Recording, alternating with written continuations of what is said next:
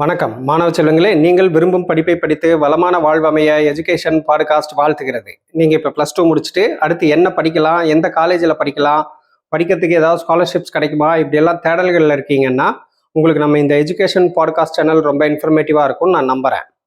நான் பல்வேறு படிப்புகளை பற்றி, ஸ்காலர்ஷிப்ஸை பற்றி, காலேஜை செலக்ட் பண்ணுறது எப்படி, யூனிவர்சிட்டினா என்ன, இந்த மாதிரி நிறைய இன்ஃபர்மேஷன்ஸுக்கு நம்ம இந்த எஜுகேஷன் பாட்காஸ்ட் சேனலில் ஏற்கனவே டிஸ்கஸ் பண்ணியிருக்கேன். இன்கேஸ் நீங்கள் அந்த வீடியோஸ் எல்லாம் பார்க்கல அப்படின்னாக்கா டிஸ்கிரிப்ஷனில் டீட்டெயில்ஸ் கொடுத்துருக்கேன், பாருங்கள். மேலே ஐ பட்டன்லேயும் நான் பிளேலிஸ்ட்டை லிங்க் பண்ணியிருக்கேன். உங்களுக்கு என்ன வீடியோ வேணுமோ அதை செலக்ட் பண்ணி பாருங்கள். 500க்கும் மேற்பட்ட படிப்புகள், 1000க்கும் மேற்பட்ட கல்லூரிகளை பற்றி தெரிஞ்சுக்க போகிற நம்ம இந்த சீரியலில் இன்றைக்கி நம்ம தெரிஞ்சுக்க போகிற படிப்பு வந்து டிஃபார்ம் அப்படின்னு சொல்கிற டிப்ளமோ இன் ஃபார்மசி.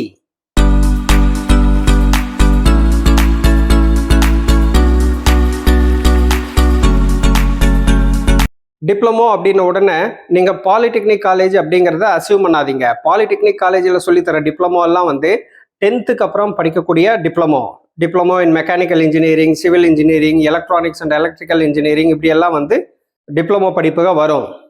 ஒரு சில டிப்ளமோ படிப்புகளை படிக்கிறதுக்கு +2ங்கிறது மினிமம் குவாலிஃபிகேஷனாக இருக்குது. அதாவது நீங்கள் +2 படித்ததுக்கு அப்புறம் தான் வந்து அந்த டிப்ளமோ படிப்புகளை படிக்க முடியும். இந்த மாதிரியான படிப்புகள் எல்லாம் வந்து முக்கால்வாசி பார்த்தீங்க அப்படின்னாக்கா சயின்ஸ் பேஸ்டு படிப்புகள் தான் வந்து +2க்கு அப்புறம் வரக்கூடிய டிப்ளமோ படிப்புகளாக இருக்கும். For example diploma in agriculture, diploma in horticulture, அதுக்கப்புறம் வந்து டிப்ளமோ இன் ஃபார்மசி, இது எல்லாமே பார்த்தீங்கன்னா சயின்ஸ் பேஸ்டு படிப்புகள். இந்த டிப்ளமோ படிப்புகளை நீங்கள் படிக்கணும் அப்படின்னாக்கா நீங்கள் +2ல் வந்து ஃபிசிக்ஸ், கெமிஸ்ட்ரி, பயாலஜி இந்த மாதிரியான படிப்புகள் வந்து நீங்கள் கண்டிப்பாக படிச்சிருக்கணும். அக்ரி அப்படின்னாக்கா உங்களுக்கு பயாலஜி ரொம்ப இம்பார்ட்டண்ட்டு. அதே மாதிரி ஃபார்மசி அப்படின்னாக்கா உங்களுக்கு வந்து கெமிஸ்ட்ரி கொஞ்சம் இம்பார்ட்டண்ட்டு. நான் உங்களுக்கு ஒரு ஜென்ரலான ஒரு இன்ஃபர்மேஷன் சொல்ல விரும்புகிறேன். இந்த ஃபார்மசிங்கிற படிப்பு வந்து கெமிஸ்ட்ரி பேஸ்டு படிப்பு. அதனால உங்களுக்கு வந்து கெமிஸ்ட்ரியில் இன்ட்ரெஸ்ட் இருக்குது, ஓரளவு நாலேஜ் இருக்குது, கெமிஸ்ட்ரி சப்ஜெக்ட் வந்து உங்களுக்கு படிக்கிறதுக்கு பிடிக்கும் அப்படிங்கிற மாதிரி இருந்தது அப்படின்னாக்கா நீங்கள் ஃபார்மசி படிப்பை செலக்ட் பண்ணுங்கள். ஃபார்மா மருந்துங்கிறதே என்ன, combination and composition of chemicals தானே. அப்போ ஃபார்மசி படிப்பு படிக்கிறீங்க அப்படின்னாக்கா கெமிஸ்ட்ரி நாலேஜ் உங்களுக்கு தேவைப்படும். அதுக்கப்புறம் நிறைய ஸ்டூடெண்ட்ஸ் வந்து ஈவன் எங்கிட்ட கவுன்சிலிங்க்கு வர்றப்பவே அவங்க கேட்குறாங்க, டிஃபார்ம்ங்கிறதும் ஃபார்ம் டிங்கிறதும் ஒன்று தானா சார் அப்படின்னு சொல்லி கேட்குறாங்க. கிடையாது, ரெண்டும் வேற வேற. டிஃபார்ம் அப்படிங்கிறது வந்து junior most level, beginning level படிப்பு, என்ட்ரி லெவல் படிப்பு அப்படின்னு சொல்லலாம். இது வந்து 2 வருஷம் படிக்கக்கூடிய படிப்பு. இந்த டிப்ளமோ இன் ஃபார்மசி டிஃபார்ம் படிக்கிறதுக்கு ஒரு இயருக்கு பார்த்தீங்கன்னா 45,000 50,000 இப்படி தான் வந்து உங்களுக்கு ஃபீஸ் வரும். வேற ஃபார்ம் டி அப்படிங்கிறது வந்து சீனியர் மோஸ்ட் படிப்பு, டாக்டரேட் லெவல் படிப்பு. இந்த படிப்பு படிக்கிறதுக்கு உங்களுக்கு ஒரு வருஷத்துக்கு வந்து மினிமம் 2 லட்சத்துலேருந்து 3 லட்ச ரூபா வந்து ஃபீஸே வரும்.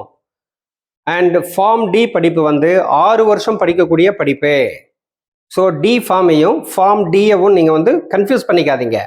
டிஃபார்ம்ங்கிறது டிப்ளமோ லெவல் படிப்பு, ஃபார்ம் டி அப்படிங்கிறது வந்து டாக்டரேட் லெவல் படிப்பு. ரெண்டுக்கும் டிஃபரன்ஸ் இருக்கு.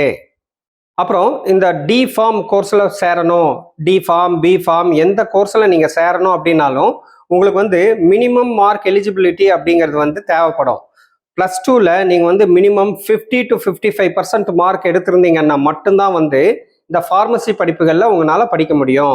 எஸ்பெஷலி கெமிஸ்ட்ரி எல்லாம் நீங்கள் வந்து கெமிஸ்ட்ரி, பயாலஜி இந்த படிப்பெல்லாம் நீங்கள் வந்து மினிமம் 55% மார்க் எடுத்திருந்தீங்கன்னா தான் உங்களுக்கு நிறைய காலேஜஸில் ஃபார்மசிக்கு அட்மிஷன்ஸ் கொடுக்குறாங்க. நீங்கள் ஒரு மெடிக்கல் ஷாப் ஓப்பன் பண்ணணும் அப்படின்னு விரும்புகிறீங்க, இல்லைனாக்கா ஏதாவது ஒரு மெடிக்கல் ஷாப்பில் வேலை செய்யணும், ஒரு டாக்டர்கிட்ட ஃபார்மசிஸ்டாக வேலை செய்யணும், இப்படியெல்லாம் நீங்கள் விரும்புகிறீங்க அப்படின்னாக்கா உங்களுக்கு இந்த டிஃபார்ம் லெவல் படிப்பே போதுமானது. ஈவன் பிஃபார்ம் கூட ரிக்யர்மெண்ட் கிடையாது. பிஃபார்ம் அப்படிங்கிறது வந்து கிராஜுவேஷன் லெவல், இது வந்து டிப்ளமோ லெவல். அந்த கிராஜுவேஷன் லெவல் படிப்பு கூட உங்களுக்கு வந்து ஒரு மெடிக்கல் ஷாப் வைக்கிறதுக்கோ ஒரு டாக்டர் கிட்ட வேலை செய்யறதுக்கோ தேவை கிடையாது.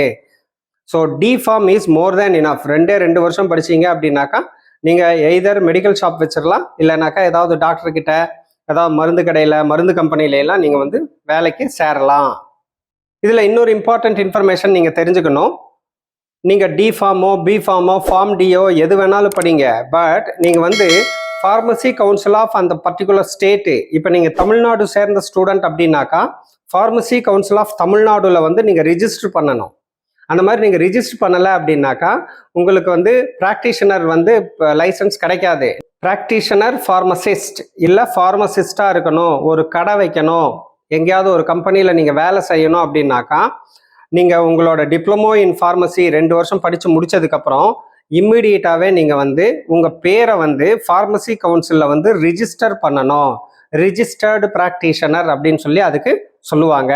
பட் இதெல்லாம் நீங்கள் பெருசாக டென்ஷன் வச்சுக்க வேண்டாம். நீங்கள் எந்த காலேஜில் போய் ஜாயின் பண்ணி படிக்கிறீங்களோ அந்த காலேஜ்லேயே வந்து அங்கே இருக்கிற ஏவோவே வந்து உங்களுக்கு இந்த ஃபார்மசி ரிஜிஸ்ட்ரேஷன் எல்லாமே செஞ்சு கொடுத்துருவாங்க. ஃபார்மசி படிக்கிறீங்கன்னா நீங்கள் இன்னொரு இன்ஃபர்மேஷனும் தெரிஞ்சுக்கணும். Pharmacy council of India approve பண்ண டைரக்ட் காலேஜஸும் இருக்குது. ஏஐசிடிஇ இவங்க அப்ரூவ் பண்ணுற ஃபார்மசி காலேஜஸும் இருக்குது. முந்தி வந்து ஏஐசிடிக்கு கீழே வந்து ஃபார்மசி வந்துட்டு இருந்தது. பட் இப்போ வந்து பிசிஐ மட்டும் இருந்தால் போதும், pharmacy council of India approval இருந்தால் மட்டும் போதும், காலேஜஸ் ரன் பண்ணலாம். ஏஐசிடி அப்ரூவல் தேவையில்லை. பட் நிறையா காலேஜஸ் வந்து பிசிஐயும் இருக்கும், ஏஐசிடியும் இருக்கும். ஒரு சில காலேஜஸில் ஏஐசிடி இருக்கும். பட் ஹவவர் உங்களுக்கு வந்து PCI is mandatory. Pharmacy council of India approved காலேஜஸில் தான் நீங்கள் வந்து ஃபார்மசி படிக்கணும். அப்போ தான் உங்களுக்கு வந்து கவர்மெண்ட் ஜாப் கிடைக்கிறதாகட்டும், இல்லை ஹையர் எஜுகேஷன் போகிறதா இருந்தாலும், ஃபாரின் எஜுகேஷன்ஸ் எல்லாம் போகிறீங்க, இல்லை ஃபாரின் ஜாப் எல்லாம் போகிறீங்க அப்படின்னாக்கா அதுக்கு வேலிடிட்டி பிசிஐ கண்டிப்பாக வந்து உங்கள் காலேஜ் அப்ரூவ் ஆகிருக்கணும். இந்த டிப்ளமோ இன் ஃபார்மசி அப்படிங்கிற படிப்பு வந்து 2 வருஷம் படிக்கக்கூடிய படிப்பு. இயர்லி ஃபீஸ் அப்படின்னு பார்த்தீங்க அப்படின்னாக்கா உங்களுக்கு காலேஜை பொறுத்து 45,000 60,000 65,000 ரூபா வரைக்கும் இயர்லி ஃபீஸ் வர்றதுக்கு சான்ஸ் இருக்கு. டியூஷன் ஃபீஸ் சொல்கிறேன். அதுக்கப்புறம் ஹாஸ்டல் ஃபீஸ் வந்து செப்பரேட்டு, எக்ஸாம் ஃபீஸ் செப்பரேட்டு. இதே டிஃபார்ம் படிப்பையே நீங்கள் வந்து அண்ணாமலை யூனிவர்சிட்டியில் ஜாயின் பண்ணி படிச்சீங்க அப்படின்னாக்கா இயர்லி ஃபீஸ் வந்து 16,380 rupees மட்டும்தான். 16,380 இவ்வளோதான் வந்து இயர்லி ஃபீஸு. இதுக்கப்புறம் அண்ணாமலை யூனிவர்சிட்டி ஹாஸ்டலில் தங்கி படிக்கிறீங்க அப்படின்னாக்கா அது வந்து உங்களுக்கு ஒரு 45,000 50,000 வந்து செலவு வரும். அப்போ டோட்டலாக பார்த்தீங்கன்னாக்கா உங்களுக்கு ஒரு 60-70,000 நீங்கள் வந்து 1 year படிப்பை நீங்கள் முடிச்சிடலாம், இன்கேஸ் நீங்கள் அண்ணாமலை யூனிவர்சிட்டியில் ஜாயின் பண்ணி படிச்சீங்கன்னாக்கா. அது தவிர ப்ரைவேட் காலேஜஸ் நிறையா இருக்குது. அப்புறம் கவர்மெண்ட் மெடிக்கல் காலேஜஸ்லேயும் நிறையா காலேஜஸில் இந்த டிஃபார்ம் சொல்லி தர்றாங்க. கவர்மெண்ட் காலேஜஸ்லாம் படிக்கிறீங்கன்னா 28,000 36,000 இந்த மாதிரி வந்து உங்களுக்கு ஃபீஸ் வரும். ப்ரைவேட் காலேஜஸில் நீங்கள் படிக்கிறீங்க அப்படின்னாக்கா 45,000 50,000 60,000 65 இந்த மாதிரி வந்து உங்களுக்கு ஃபீஸ் வரும் பர் இயர். இது வந்து tuition fees. Diploma in pharmacy படிப்பு படிச்சிங்கன்னா நீங்கள் என்னெல்லாம் கற்றுப்பீங்க அப்படின்னாக்கா ஃபஸ்ட்டு வந்து ஃபார்மசூட்டிக்ஸ் அப்படிங்கிறத சொல்லித்தர்றாங்க. ஃபார்மசூட்டிக்ஸுங்கிறது என்னன்னு கேட்டிங்கன்னாக்கா மருந்துகளோட ப்ரீ ஃபார்முலேஷன் அது வந்து என்ன அப்படிங்கிறத சொல்லித்தர்றாங்க. பொதுவாக அந்த மருந்து ப்ராடக்டாக நீங்கள் உருவாக்குறதுக்கு தேவையான எல்லாத்தையும் இந்த ஃபார்மசூட்டிக்ஸ் அப்படிங்கிறதுல சொல்லித்தர்றாங்க. இதுக்கப்புறம் பார்த்தீங்கன்னா ஃபார்மசூட்டிக்கல் கெமிஸ்ட்ரி அப்படின்னு சொல்லி ஒரு சப்ஜெக்ட் சொல்லி தருவாங்க. இந்த ஃபார்மசூட்டிக்கல் கெமிஸ்ட்ரியில் நீங்கள் வந்து அந்த ட்ரக்கோட காம்பினேஷன் காம்போசிஷன் 2-3 கெமிக்கலை ஒன்றா போட்டிங்கன்னாக்கா புது கெமிக்கல் வருது, அந்த கெமிக்கல் வந்து ஒரு மருந்தாக வேலை செய்யுது அப்படிங்கிற மாதிரி இந்த மாதிரியான காம்போசிஷன்ஸை எல்லாம் நீங்கள் வந்து ஃபார்மசூட்டிக்கல் கெமிஸ்ட்ரி அப்படிங்கிறதுல படிப்பீங்க. இந்த ஃபார்மசூட்டிக்கல் கெமிஸ்ட்ரி தான் வந்து ரொம்ப இம்பார்ட்டண்ட்டு. ஏன்னா நீங்கள் எம்ஃபார்ம் அந்த மாதிரி எல்லாம் ஃபர்தராக படிக்கிறீங்க அப்படின்னாக்கா ஃபார்மசூட்டிக்கல் கெமிஸ்ட்ரிங்கிறத நீங்கள் ஸ்பெஷலைசேஷன் செஞ்சு படிக்கலாம். ரெண்டாவது, நீங்கள் ஏதாவது ஒரு மருந்து கம்பெனியில் ட்ரக் மேனுஃபேக்சரிங் கம்பெனியில் நீங்கள் போய் ஃபேக்ட்ரியில் ஜாயின் பண்ணுறீங்க அப்படின்னாக்கா இந்த ஃபார்மசூட்டிக்ஸ் இல்லைன்னா ஃபார்மசூட்டிக்கல் கெமிஸ்ட்ரி நல்லா படிச்சிருந்தீங்க, இல்லைன்னா அதில் ஸ்பெஷலைசேஷன் படிச்சிருந்தீங்கன்னா தான் வந்து உங்களுக்கு ஜாப் ஆப்பர்ச்சுனிட்டிஸ் ஈஸியாக இருக்கும். அடுத்து ஃபார்மா காக்னசி அப்படின்னு சொல்லி ஒரு சப்ஜெக்ட் படிப்பீங்க. இந்த ஃபார்மா காக்னசிங்கிறது என்னன்னு கேட்டிங்கன்னாக்கா இப்போ நேச்சுரல் ரீசோர்ஸஸ்லேருந்து ஃப்ரூட்ஸில் இருந்தோ இல்லை பிளான்ட்ஸில் இருந்தோ இல்லை வேறு ஏதாவது லிவிங் ஆர்கானிசம்ஸ்லேருந்து ட்ரக்ஸை உருவாக்குறாங்க. For example God liver oil, கண்ணு நல்லா தெரியணும் அப்படிங்கிறதுக்காக காட் லிவர் ஆயில் அப்படின்னு சொல்லி ஒரு கேப்சூல் தருவாங்க, உங்களுக்கு தெரிஞ்சிருக்கும்னு நினைக்கிறேன். அது வந்து காட் அப்படிங்கிற மீனோட லிவர்லேருந்து எடுக்கக்கூடிய ஒரு விதமான ஆயில், காட் லிவர் ஆயில் அப்படிங்கிறது தான் அந்த மெடிசின். அந்த காட் லிவர் ஆயில் இந்த மாதிரியான natural resources like fruits, vegetables, plants, living organisms இதிலிருந்தெல்லாம் ட்ரக்ஸை எந்த மாதிரி கிரியேட் பண்ணலாம் அப்படின்னு படிக்கிறது தான் வந்து இந்த ஃபார்மா காக்னசி அப்படிங்கிற ஒரு படிப்பு.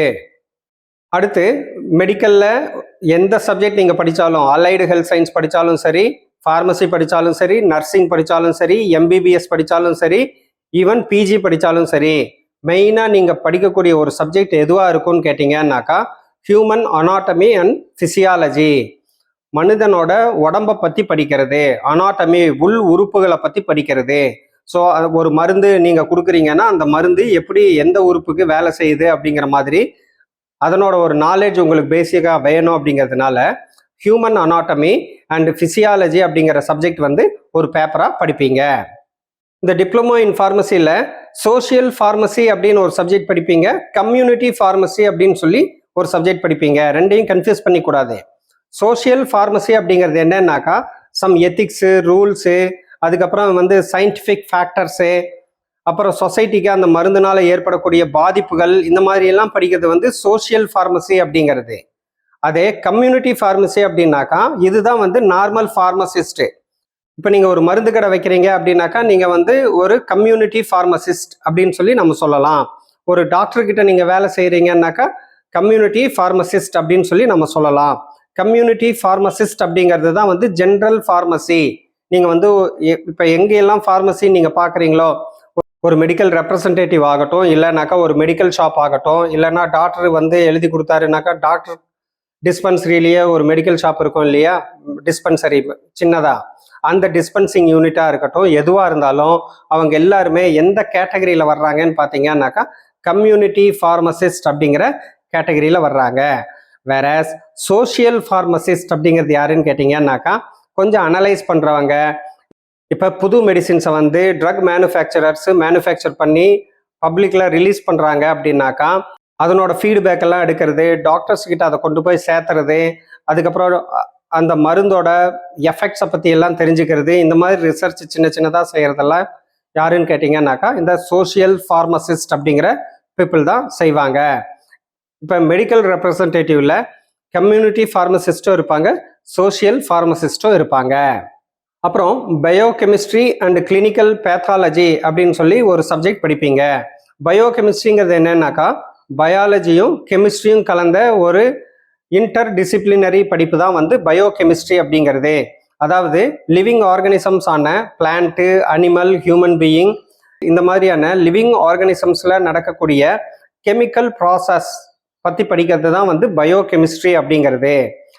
கிளினிக்கல் பேத்தாலஜி அப்படிங்கிறது என்னன்னு பார்த்தீங்கன்னாக்கா இது மெயினாக வந்து லேப் ஏரியாவை ரெஃபர் பண்ணோம். ஃபார் எக்ஸாம்பிள் இப்போ மெடிக்கல் லேபரட்டரிஸ் எல்லாம் இருக்குது, அதுக்கப்புறம் ட்ரக் மேனுஃபேக்சரிங் லேபரட்டரிஸ் எல்லாம் இருக்குது. இந்த மாதிரி எந்த விதமான லேபரட்டரிஸாக இருந்தாலும் the laboratories are coming under clinical pathology அப்படிங்கிறது. ஸோ பயோகெமிஸ்ட்ரி அண்ட் கிளினிக்கல் பேத்தாலஜியும் வந்து உங்களுக்கு ஒரு சப்ஜெக்டாக சொல்லி தருவாங்க. அதாவது அனலைஸ் பண்ணுறது, டிசீஸை அனலைஸ் பண்ணுறது, அதுக்கு தேவையான லேப் டெஸ்டிங் எல்லாம் பண்ணுறது, இது எல்லாமே நீங்கள் வந்து கற்றுப்பீங்க. அடுத்து நீங்கள் ஃபார்மகோ தெராபுட்டிக்ஸ் அப்படின்னு சொல்லி ஒரு படிப்பை படிப்பீங்க. தெராபுட்டிக்ஸ் அப்படின்னா என்னன்னாக்கா ட்ரீட்மெண்ட்டுன்னு அர்த்தம், வேற ஒன்றும் இல்லை. ஃபார்மகோ தெராபுட்டிக்ஸ் அப்படின்னாக்கா மாத்திரையை எப்படி ட்ரீட்மெண்ட்டுக்காக ஒரு ப்ரிவென்டிவ் மெஷர்மெண்ட்டாக நம்ம வந்து சாப்பிட்றோம் அப்படிங்கிறது தான் வந்து ஃபார்மகோ தெராபுட்டிக் அப்படிங்கிறது.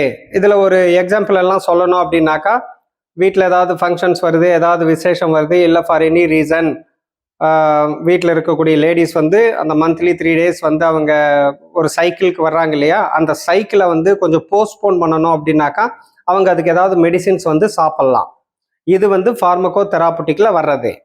இப்போ அந்த சைக்கிளிக் டைமில் வந்து கொஞ்சம் ஸ்டொமக் பெயின் இருக்கலாம், அந்த ஸ்டொமக் பெயினுக்கு சாப்பிட்ற மருந்து வந்து ஃபார்மகோ தெராபுட்டிக் அப்படிங்கிற கேட்டகரியில் வருது. அதே மாதிரி பார்த்தீங்கன்னாக்கா ப்ரெக்னன்சி அவாய்ட் பண்ணுறதுக்கும் சொல்லி மெடிசன்ஸு சாப்பிட்றாங்க, இதுவும் வந்து ஃபார்மகோ தெராபுட்டிக் அப்படிங்கிற கேட்டகரியில் வருது. இந்த மாதிரி மெடிசின்ஸை யூஸ் பண்ணி ஒரு ப்ரிவென்டிவ் மெஷர்மெண்ட் எடுக்கிறது வந்து கால்டு ஃபார்மகோ தெராபுட்டிக்ஸு. இதெல்லாம் வந்து நீங்கள் ஒரு சப்ஜெக்டாக டிப்ளமோ இன் ஃபார்மசியில் படிப்பீங்க. அடுத்து ஹாஸ்பிட்டல் அண்ட் கிளினிக்கல் ஃபார்மசி அப்படின்னு சொல்லி ஒரு படிப்பு படிப்பீங்க. கிளினிக்கல் பேத்தாலஜி வேற, கிளினிக்கல் ஃபார்மசி வேற. பேத்தாலஜி அப்படிங்கிறது வந்து வைரஸு, பாக்டீரியா, இதை பற்றி எல்லாம் லேபரட்டரியில் ரிசர்ச் பண்ணி லேப் அனாலிசிஸ் பண்ணுறது வந்து பேத்தாலஜி. ஃபார்மசி அப்படிங்கிறது வந்து மருந்தை கொடுக்கறது வந்து ஃபார்மசி.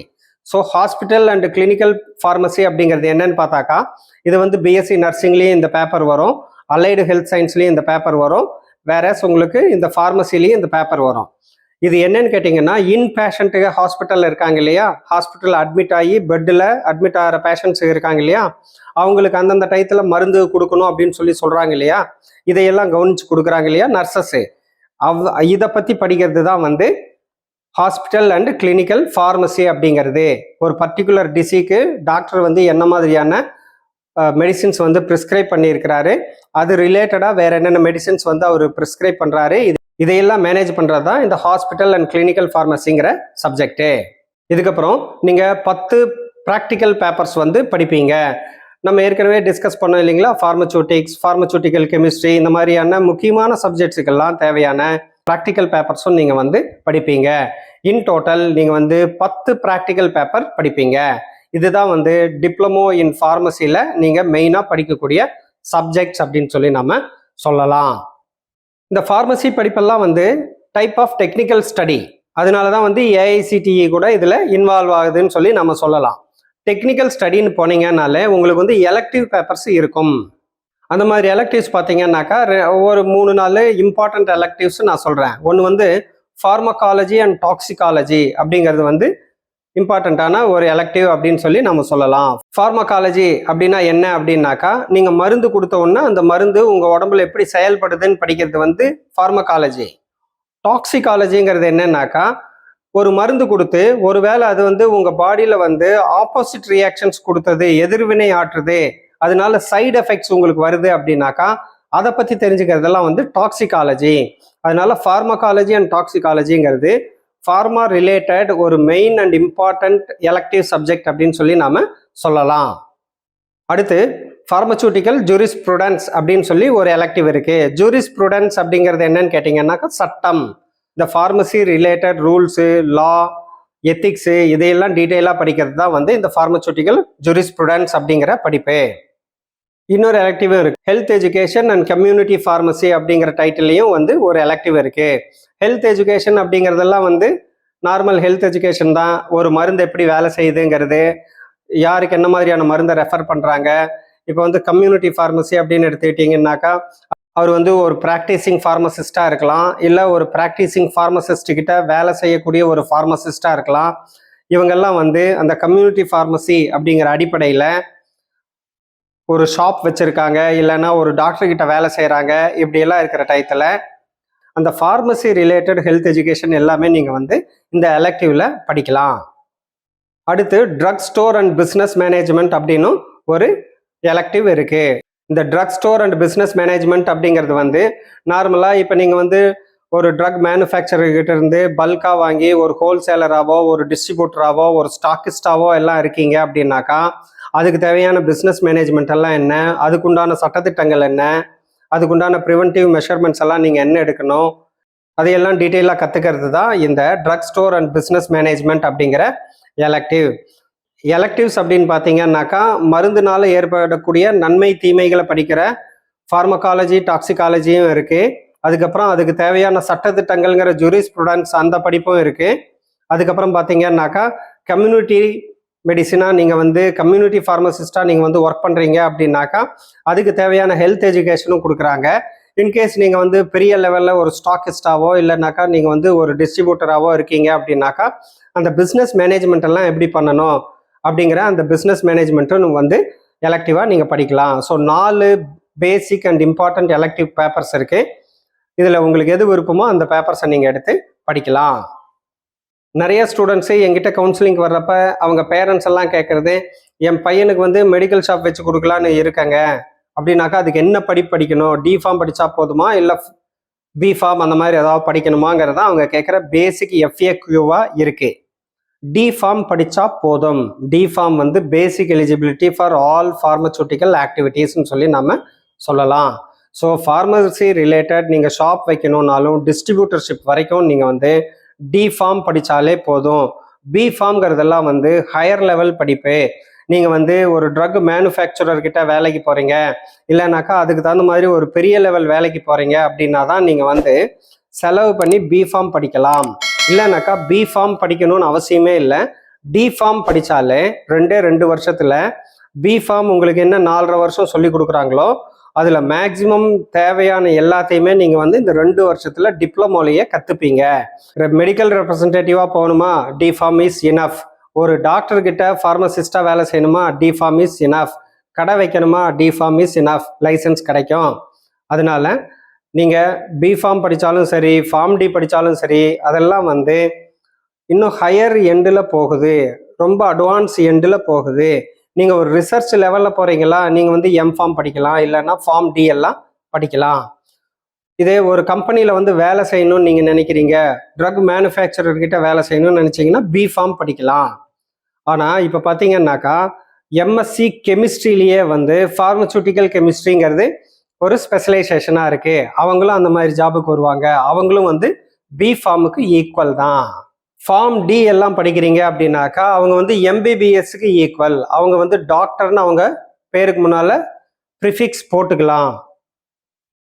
செலவே பண்ணாமல் சும்மா நார்மலாக கொஞ்சம் படிப்போம், படிச்சுட்டு இம்மிடியேட்டாக நம்ம வந்து ஒரு மெடிக்கல் ஷாப் வைக்கலாம், இல்லைன்னா ஏதாவது ஒரு ஜாபில் ஜாயின் பண்ணலாம் அப்படின்னு நீங்கள் விரும்புகிறீங்கன்னாக்கா அதுக்கு நீங்கள் செலக்ட் பண்ண வேண்டிய படிப்பு வந்து டிஃபார்ம் தானே ஒழிய பிஃபார்மோ ஃபார்ம் டியோ கிடையாது. உங்களுக்கு ஏதாவது டவுட் இருக்குது, ஏதாவது எங்கிட்ட டிஸ்கஸ் பண்ணணும் அப்படின்னாக்கா, இல்லை உங்களுக்கு இதில் எல்லாம் அட்மிஷன்ஸ் வேணும், உங்கள் ஏரியாவில் எந்த காலேஜில் இந்த டிப்ளமோ ஃபார்மசி எல்லாம் இருக்குது அப்படின்னு தெரிஞ்சுக்கணும், உங்களுக்கு ஏதாவது அட்மிஷன் சப்போர்ட் எல்லாம் வேணும் அப்படின்னாக்கா நான் என் நம்பரை டிஸ்பிளே பண்ணியிருக்கேன், கூப்பிடுங்க. என்னால் என்ன ஹெல்ப் பண்ண முடியுமோ உங்களுக்கு நான் அதை செஞ்சு தர்றேன். All the best.